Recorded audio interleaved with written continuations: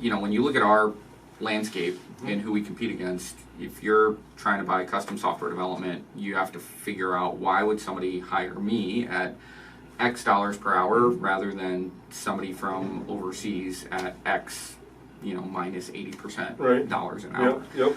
And so, what is the thing that's gonna unlock the value for them that they're gonna say, yes, I would much rather work with this smaller team that can, do something? Is it move faster? Is it be more knowledgeable about their industry? Is it, has a better grasp of the technology that's being leveraged? Is there's any number of answers to that, right? And so I think for us, what we have to be able to do going forward, and I would say that pitch for us has changed over the last 5 years. Yeah. What we would have said 5 years ago is totally different changed than what we'd say today. So I think for us, it's trying to play the puck where it's going to be and say, okay, that buyer who we're going to be selling to 2 years from now, what are they going to want to hear? How do we need to position ourselves? And behind the scenes, make sure that we've knocked down all of the objections that would keep us from moving forward. Yeah. How about you, Dee? What's been the biggest thing you see changing? I would argue that you, just like Mike, you guys have been customer led, and because you're listening to both sides, both the investor and the distressed seller, you're able to evolve that process to deliver a better and better customer experience on both sides. Is that what you think?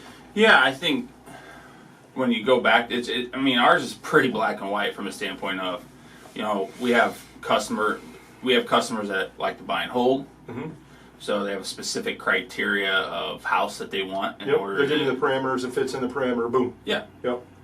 So then it's identifying those customers, having a Rolodex of.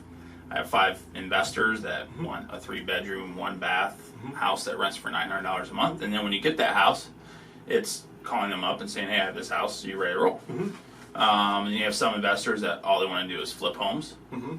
So you got to provide value there. Is there going to be enough margin, within that asset for them to make the money that they need to make in order for it to make sense for them to, put money out there for 6-8 months.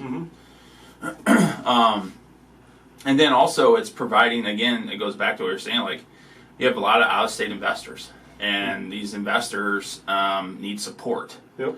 And so in order for them to make the investment that you ultimately want them to make, you're going to need to provide them support. And I think that's a paradigm shift that you guys took, right?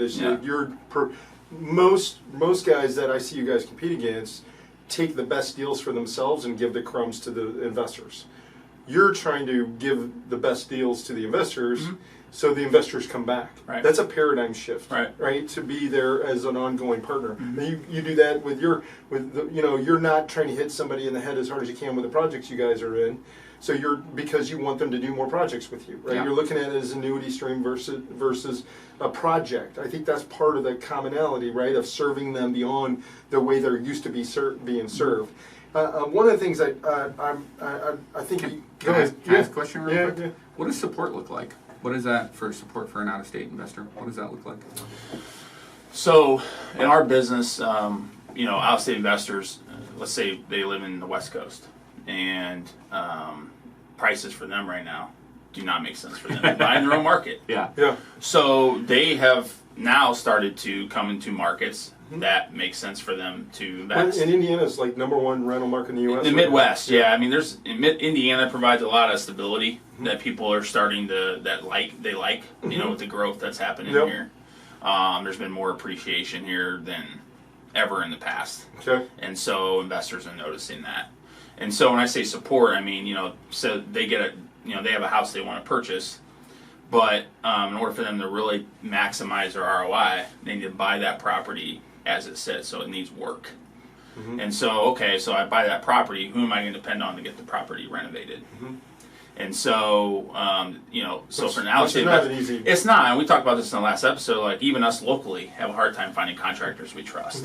So you take an out-of-state investor, I mean, there's a lot of stories out there, out-of-state people 10 grand and see you later. Have gotten, hammered.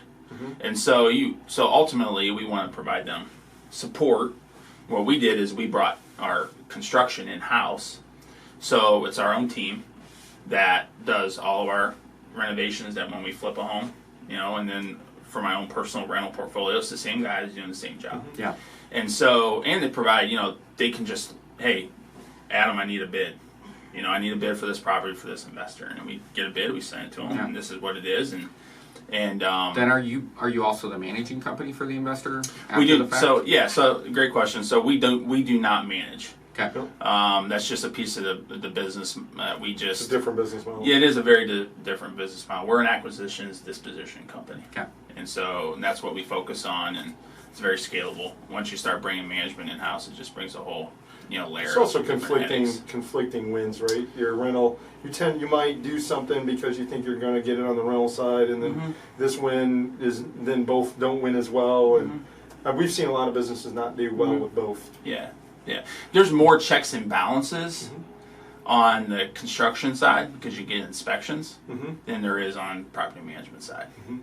And so you get appraisals, you get inspections, you have home warranties. Yep. So there's a lot of support and a lot of like insurance, if you will, on that side of the business than the property management side.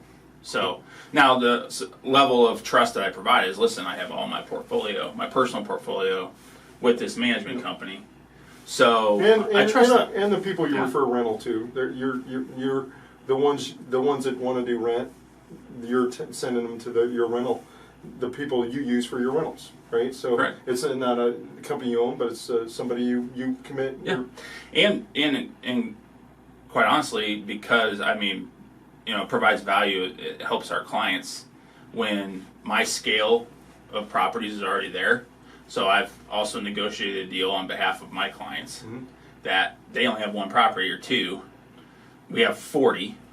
So I say, hey, we would like to refer you business. So as opposed to you getting me involved on a profit share side, I want you to pass that on to my investors and have them manage and get an 8% property management as opposed to 10 to 12%. So there's advantages too by utilizing that. So I got to kind of tie in here, and I want to Thanks. Sorry. no worries, ask you both on, because I know this doesn't happen to anybody here at the table, but I'm gonna get a little naked on something that I went on a sales pitch meeting, second meeting with a client, brought a new consultant with me that is just now becoming getting into the role of CSM. I've known this guy for 20 years. I know his comfort of how he moves. And we were going to take a next step. I've got it moving again. But there was something said in the meeting that scared the person on taking the next step. And it was like what was said is that he thought we were talking about him having to change technology platforms. And so he was in one CRM, and then we mentioned that probably too forcefully that it would be easier to move him in this Microsoft environment. Little did we know that his wife had been spending the last 2 years making sure that they were leveraging Zoho on this platform, and part of the problem was that maybe there is a better solution in moving them environments, right? Yep. But the change that was being sold in the meeting was too much for the client, palpable at that time. Yep. And one of the things I was very frustrated with myself is I didn't brief. I didn't go in and have a pre-meeting with my team to say, hey, this is what I want to have done. Here's what I want to do. Let me give you some landscape here. Da da da. But no, we did do a debrief, right? And I think that's. Do you guys brief and I know you guys do because we've been in coaching for forever. Brief and debrief before we go into sales meetings. Do you guys brief and debrief? Do you do the ARR? Do you make that a discipline in your sales process? Talk to me. Does that make a difference? Yeah, Monday meetings are going. You're going by deal, aren't you? Deal by deal. Dissecting. Appointments from the week before. Are there any deals that we need to look at that we're close on that we need to figure out how do we make it work? Yep. How many calls came in? How many were calls that were on do not call again? So how many legit opportunities? You're looking at lead costs every week, right? Yep. Yeah. So we do that on Mondays. Yeah. So I'm less good at it. Okay. In fact, I would say I'm awful at that. Yeah. I do it occasionally if you looked at the top 10% of the deals I'm going after, I might do it for that top 10%, but I should be doing it more. We have a team that does a much better job than me about making sure that they're doing that research, that they're bouncing strategy off of other people on the team, that they're putting together a plan. In fact, I have a similar story that's the complete opposite. A couple of years ago, I was trying to sell what would have been a very nice large account for us, and didn't do my research well enough. Thought I understood them, and I went the other way where I leaned into an existing technology that I knew that they leveraged in-house, and the whole reason they asked us to come in and bid on this project was to get on a new environment, and I completely missed it. I mean, you know, it's happened to me like 2 times in the last 3 months where the wrong mention of a platform created so much noise in the deal that we couldn't pull it out of it. And the reality is that's the mistake both of us made, right? Is talking about the technology, not the problem that they're trying to solve. Right. And because the technology is the second or third or fourth concern about the right path forward. And part of what is where I'm at it with my team is I'm so much look, if they didn't move. If they didn't go with us, we didn't do something we could have done. And if it works for if it works for a SEAL team to do an after an action review, and they criticize each other on what they could have done better, then no matter how much we have sold or how long we've been in this business or how much time we've spent at it, it is worth our time to go through and go, how well did we sell ourselves? How well did we sell the brand? And did we actually have a value prop? I mean, in grading that 1 out of 10, some clients are not worth the effort. I think that is very valid. That some are just too high maintenance to go after. Some of them want too much.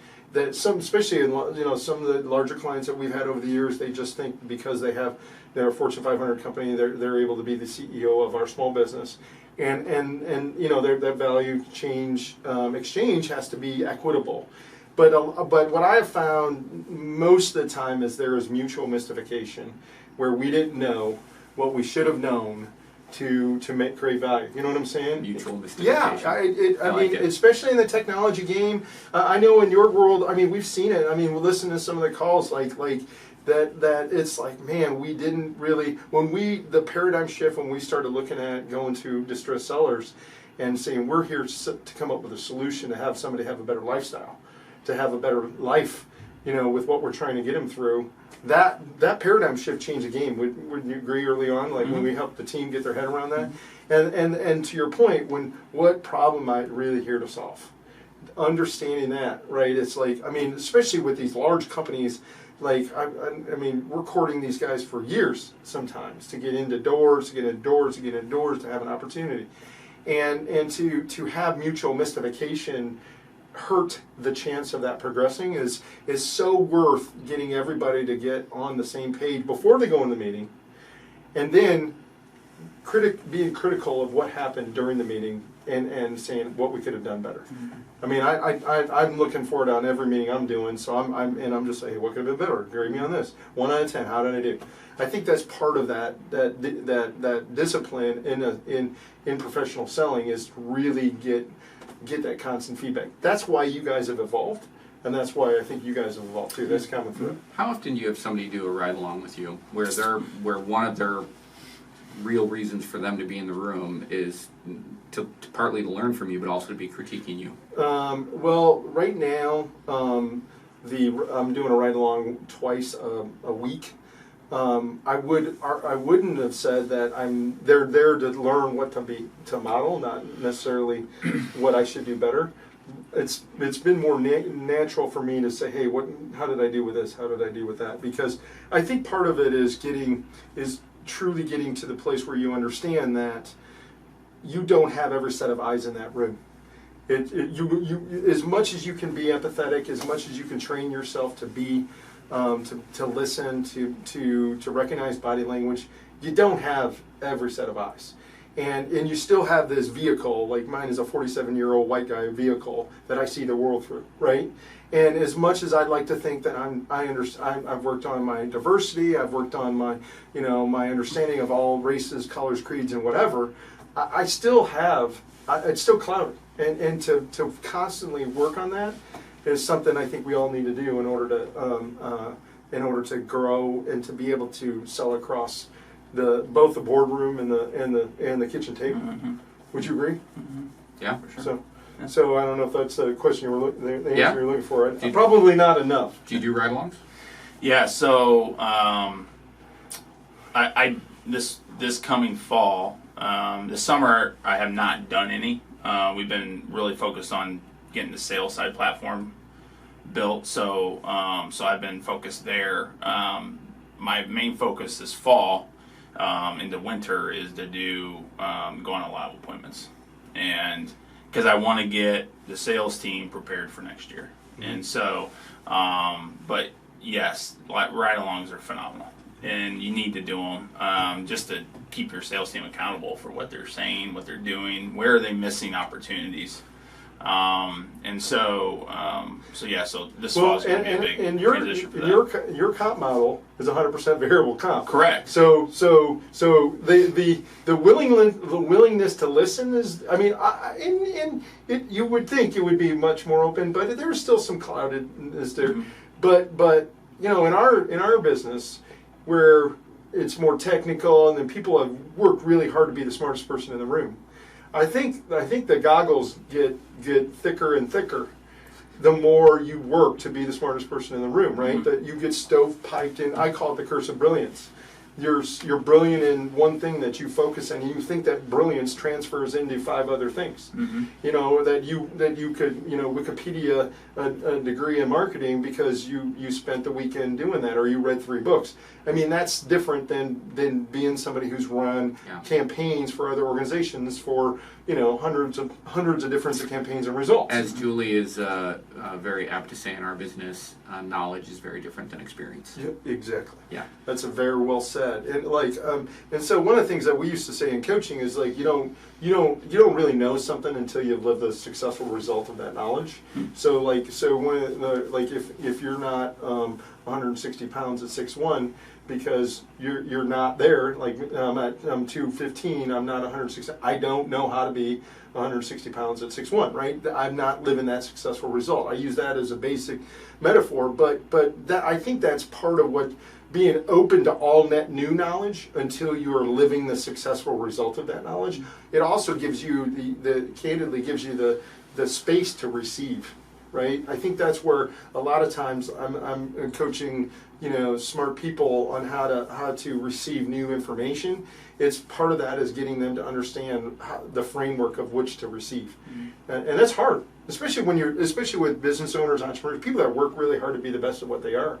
I mean, how do you have the balls to coach Tiger Woods on a golf swing? Like Butch Harmon. Can you imagine changing that guy's golf swing? Here's a putting stroke that you want to affect, or a golf swing that you want to affect. Mm-hmm. Who's won more majors in the shortest amount? Yeah, there has to be an openness and space there for one to get better, and I think that's part of what we have to do as business owners, as leaders, is show people that we have that space, right? Which is not easy. Because ego is the enemy, right? Ego. Yeah. Right. Yeah. So what as you're kind of thinking about what you're trying to do, like one of the things that you and I have in common is recruiting is getting the talent is really the ultimate war when it comes down to it, right? How do you build an organization that retains the people you want and attracts the people you're going to need? Yeah, again, if I knew the answer to that, we would be much bigger than we are today. But so I think for us, a lot of it has been to move against what might be popular in terms of what people talk about as culture and or space, and do things that we just inherently want to do for ourselves under the assumption that if we find this valuable, other people will. So here's a small example of that. So at Developer Town, we have a 30,000 square foot warehouse. I think we only occupy about 20,000 of that, but in that 20,000 square feet, every one of our employees has a tiny house. It's an 8x10 house. It's on wheels. It's got 4 walls, a roof. Some of them have skylights. They all have whiteboards. Little refrigerators inside. Yep. They have a door you can close, a porch light you can turn on, and that porch light is kind of like do not disturb on air. I'm trying to get creative work done. And when we launched this, which was not my idea, this was Michael Cloran. It's a big "I told you so" that he never says to me because I thought it would never work. When we launched this, it was at the time that open concept offices were the new norm, literally taking over, right? Mm-hmm. Yep.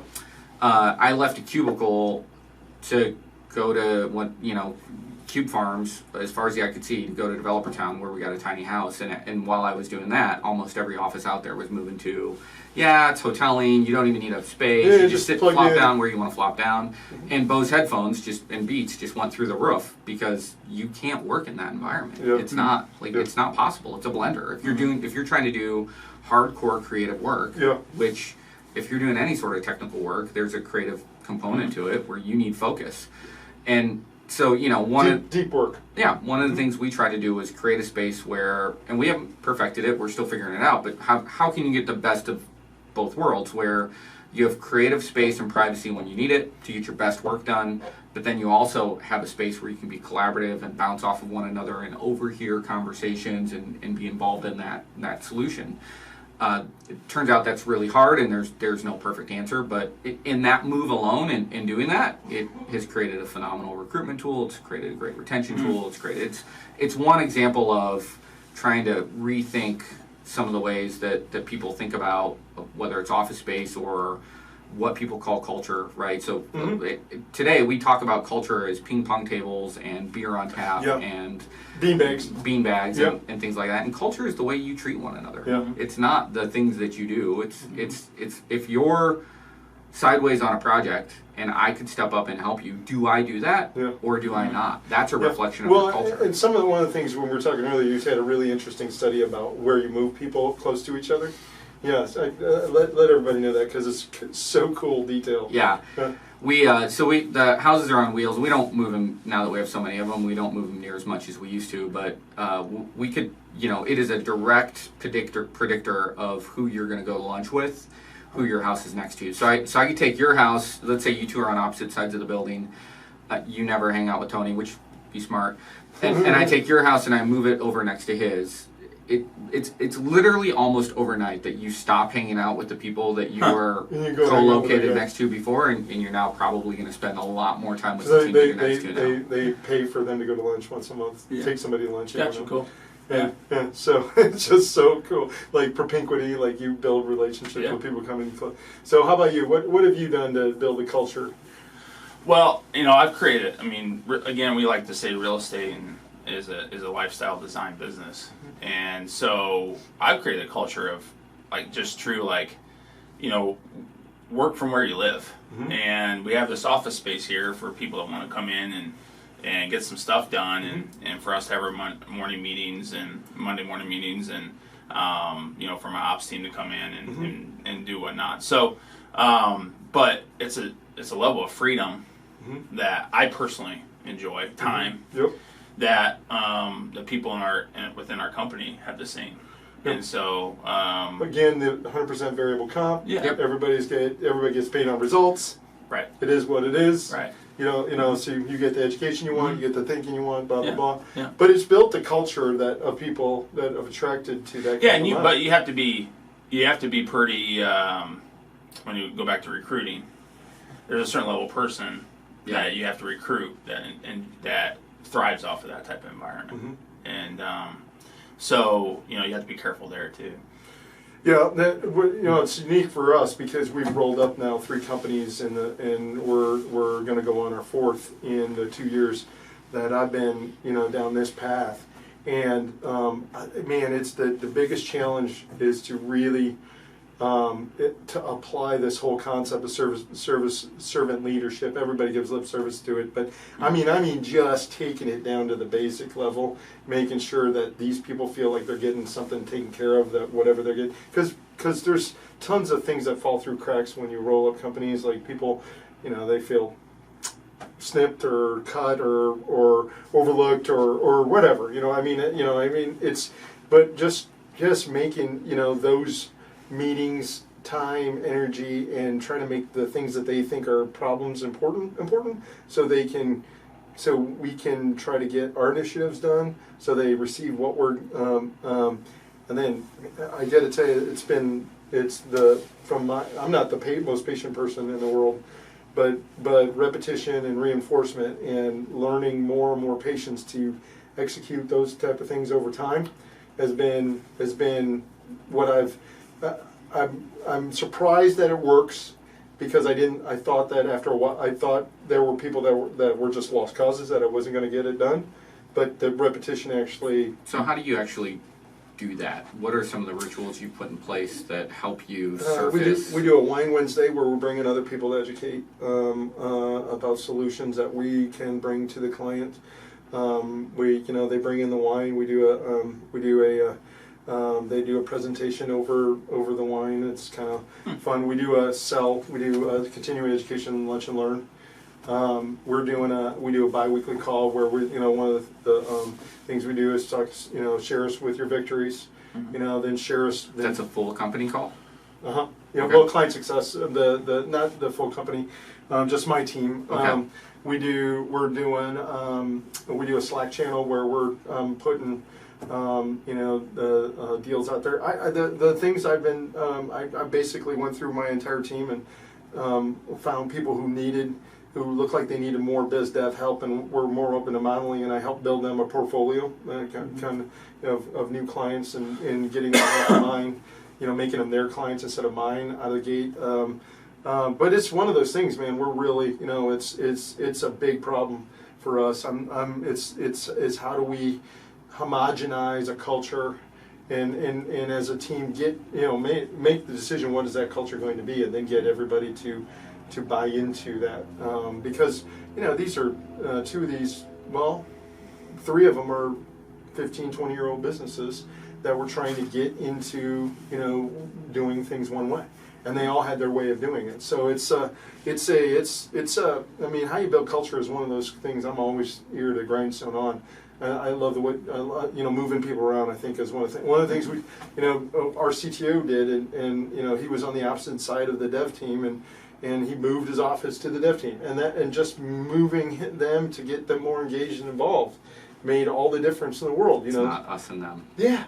It's just it was just natural that we just put everybody near each other. But I think that's part of the challenge is how do you do that? How do you build a culture, right? Especially when you're rolling up businesses like as a strategy for growth.